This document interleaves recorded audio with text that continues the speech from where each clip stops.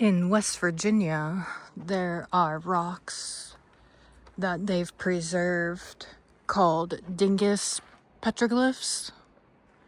And they don't know what they are, but they know that they're old. And there's a lot of controversy or theories as to what it is.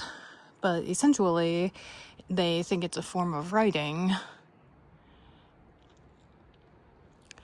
And when I saw it, I thought, I've seen something so similar.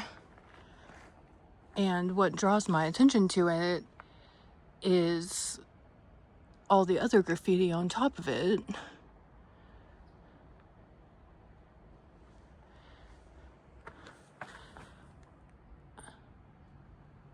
But I've seen this.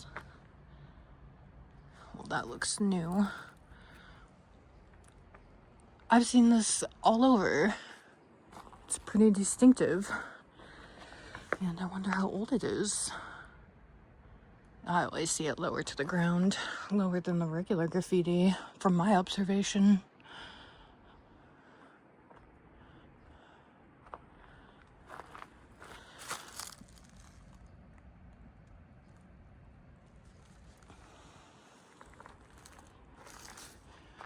I guess I'm gonna end the video here.